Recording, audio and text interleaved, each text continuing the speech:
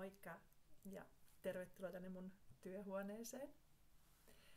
Mä haluaisin lähteä kertomaan teille, että kuka täällä näiden videoiden takana oikeasti on. Ja mitä te tuutte löytämään näistä mun videoista jatkossa. Ja mua jännittää ihan tosi paljon. Tää on ihan uusi juttu mulle ja mä oon ihan uusi kasvu täällä YouTubessa. Ja on tosi sikamahtavaa päästä juttelemaan teille ja puhumaan niistä asioista, mistä mä oon itse tosi innoissani ja mitä mä ajattelen, mikä hyödyntää myös teitä. Mä lähdin tuossa vuosi sitten selvittämään, kuka mä oon, miksi mä oon tänne syntynyt, mikä on mun elämäntehtävä. Ne oli aika hassuja kysymyksiä, eikö? Sitä mä samaa mä sanoin itselleni tuossa vuosi sitten. Miten ne oikeasti pääsi pyöriin? Ne vaan tuli sinne päähän ja sitten ne pyöri siellä. Kuka mä oon? Mikä on mun elämäntehtävä? Miksi mä oon tänne syntynyt? Ei ne ole ikinä tommosia ajatuksia pyörinyt. Se oli tosi outoa. Musta taas samaan aikaan tuntui tosi hyvältä. Tuntea ne kysymykset. Koska samaan aikaan mä olin tosi hukassa itteni kanssa. Ja siinä vaiheessa mä en vielä myöntänyt sitä edes itselleni, että mä olin tosi hukassa. Mä vaan suoritin sitä arkea. Ja se on varmasti monelle muullekin tuttua. Sellainen arjen suorittaminen. Tehdään, toimitaan ilman mitään päämäärää. Päämäärä saada lapset nukkuun illalla. Päämäärä saada työpäivä loppuun. Päämäärä siihen, että pääsen illalla viettää omaa aikaa. Päämäärä siihen, että löytää itsellensä joku uuden harrastuksen. Tai mitä tahansa. Nämä on sellaisia hassuja päämääriä. Mutta jokaisella on oma päämäärä, tavoite. Silloin vielä aika lailla vuosi sitten mä yritin hirveästi kaikkea. Mä yritin olla hirveästi kaikessa mukana. Ja piti olla kaikessa hyvä. Ja luotin vaan siihen, että elämä vie eteenpäin. Ilman sen enempää miettimättä. Tän elämän vaan kuuluu olla tällaista suorittamista ja suorittamista. Välillä on huonompia päiviä, välillä on taas parempia päiviä. Rankkaa. Sitten meillä on 2 alle 6-vuotiaista poikaa. Toinen on 5-vuotias tällä hetkellä ja toinen on 1,5 vuotta. Jokainen perheenäiti tietää sen, että se arki ei ole mitään helppoa. On sitten 1 lapsi tai on sitten enemmän lapsia. Lapset on jokainen oma persoonansa ja niiden kanssa se arki ei ole mitään helppoa. Ja samaan aikaan, vaikka rakastaa sitä arkea lasten kanssa, niin samaan aikaan se syö ihan älyttömän paljon sitä omaa pääkoppaa. Se on kuluttavaa, se on stressaavaa. Se ei ole mitään semmoista, se herättää mun hienon feminiinisyyden eloon. Vaan se oikeasti kuluttaa loppuun. Ja se oli tosi vaikea myöntää itselle. Se on niin kuluttavaa. Ja jos mä en itse pidä itsestäni hyvää huolta, niin kuka pitää? Ja jos mä en itse voi hyvin, niin ei kukaan muukaan voi hyvin. Jos mä hirveästi kiukkuun pöydässä, jos mä oon hirveän murehtivainen, jos mä oon surullinen, koko perhehän siitä kärsii. Kerran mä huomasin ruokapöydässä, että kun äitillä oli huono hetki, niin kukaan ei puhunut sanaakaan. Kun iskällä on huono hetki, niin pojat puhuu äidin kanssa. Mutta Mutta se äitin negatiivisuus jotenkin heijastuu koko perheeseen heti. Mä en tiedä, oletteko se huomannut sitä samaa. Ja arkihan kuluu. Se on sitä normaalia arkea tässä lasten kanssa. Toinen on hoidossa, toinen on kotona. Tehdään 5 kertaa päivässä ruokaa. Leikitään, touhutaan. Välillä vähän äitin omaa aikaa. Mikä on parasta, että on oppinut ymmärtää sen, että mä tarvitsen sitä omaa aikaa myös.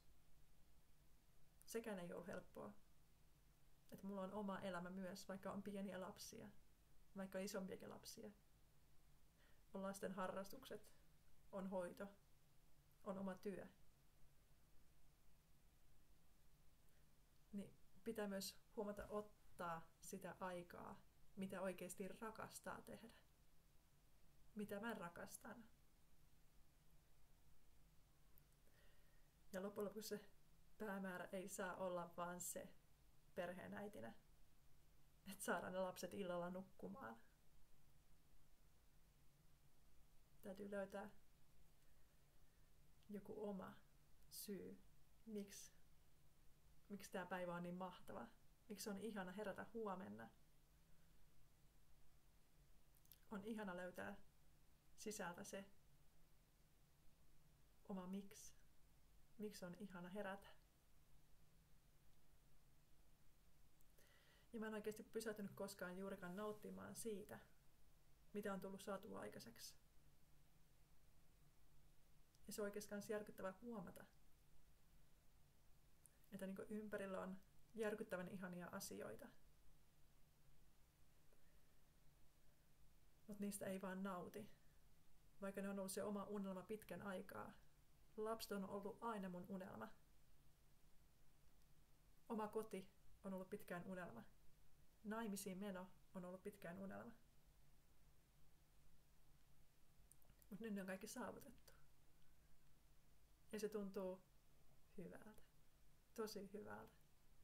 Mutta miltä muulta se tuntuu?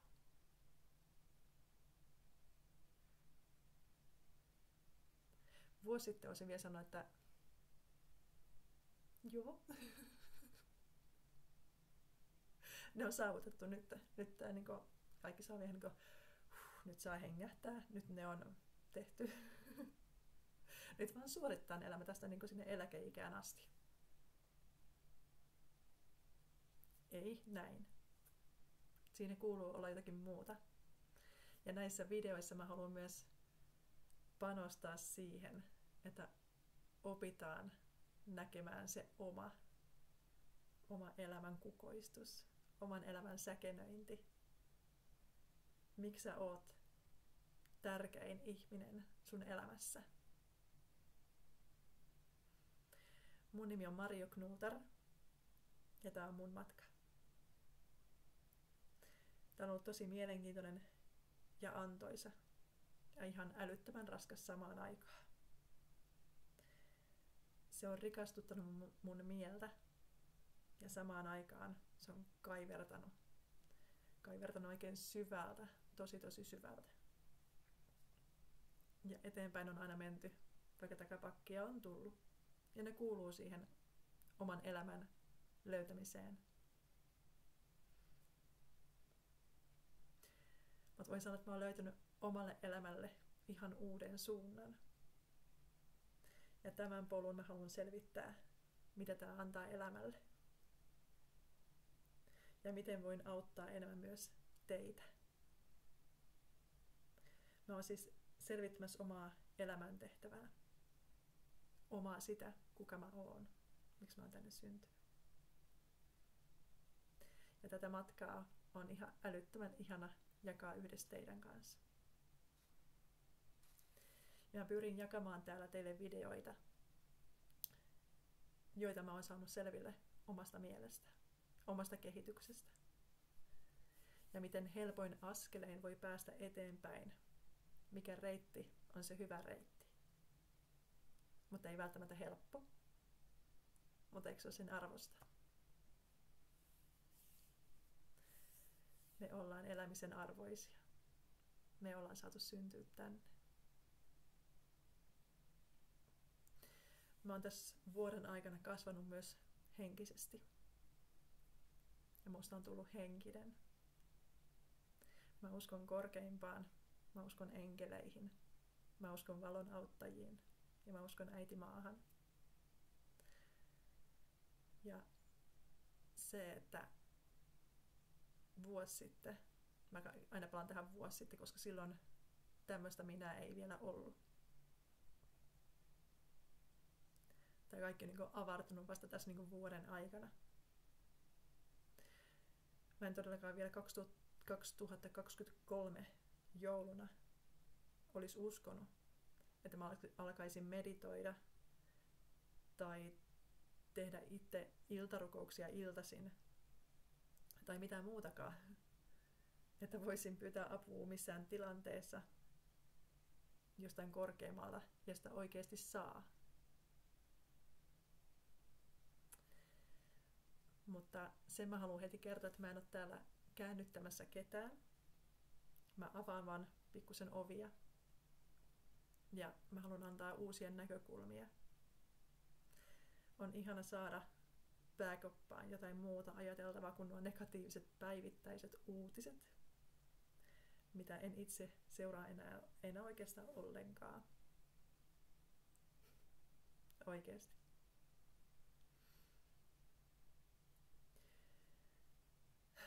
Ja voin sanoa, että mä en tiedä yhtä, että mihin maailma menee, mitä tapahtuu maailmalla. Mutta toisaalta se on vähän niin kuin helpottavaakin, ettei aina tiedä. Koska on siinä omassakin elämässä ihan riittävästi. Ja kun kerran kurkkaa uutiskanavaa, niin siinähän pääsee taas siihen negatiiviseen kierteeseen. Mutta se on paljon parempi, että yrittää säilyttää sen oman positiivisuutensa. Ja se oma positiivisuuden energia virtaa myös koko maailmaa. Uskot tai älä. Maailma on täynnä energiaa. Ja jos sä avaat sen sun oman kukoistavuuden, oman innostavuuden, oman energiaväylän, niin koko maailma voi muuttua. Aloitetaan vaan ensin itsestä. Ei muuteta ensin maailmaa. Muutetaan ensin itsemme.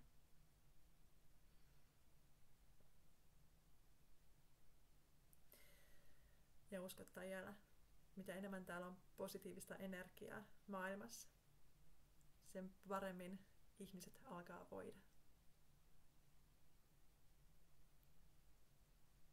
Mä suosittelen, kokeile. Hymyile, vaikka sua ei hymyilyttäisi. Kokeile. Miltä se tuntuu levittää hymy kasvoille? Onko sulla peruslukema? Vai onko vähän huono päivä ollut? Kokeile silti. Saat sen arvoinen. Miltä se tuntuu? Sä voit vaikka vähän auttaa sormilla. Viedä huulia ylöspäin.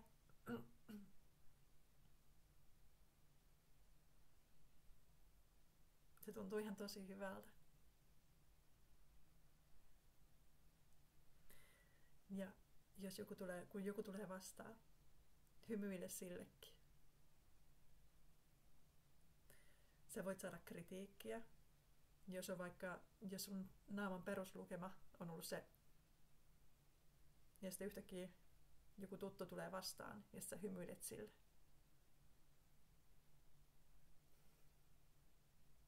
Voi tulla kritiikkiä, mutta älä välitä. Voi tulla hymy takaisin. Voi tulla kääntyviä katseita poispäin. Voi tulla naurua. Voi tulla halaus.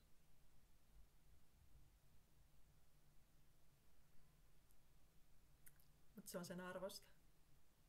Ja vähitellen, kun päivittäin lisää sitä hymyä, lisää sitä omaa positiivisuutta joka päivä, elämä voi muuttua.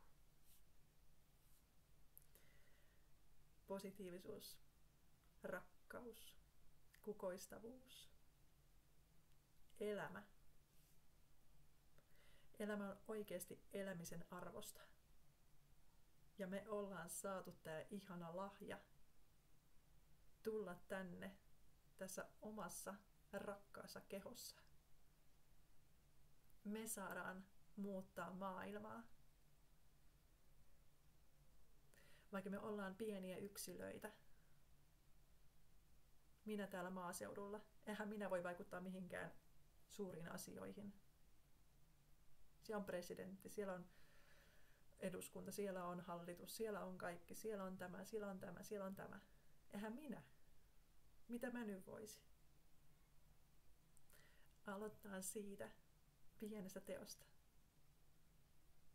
Tuodaan itsemme pikkusen näkyvämmäksi. Hymyillään.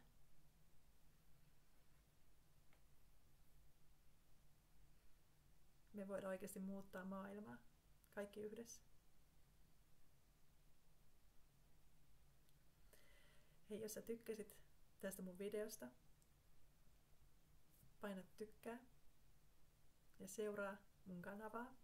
On ihana jakaa teille videoita. Ja pysy mun matkas mukana. Älä välitä, sanot menee sekaisin. Me ollaan eläviä olentoja kaikki.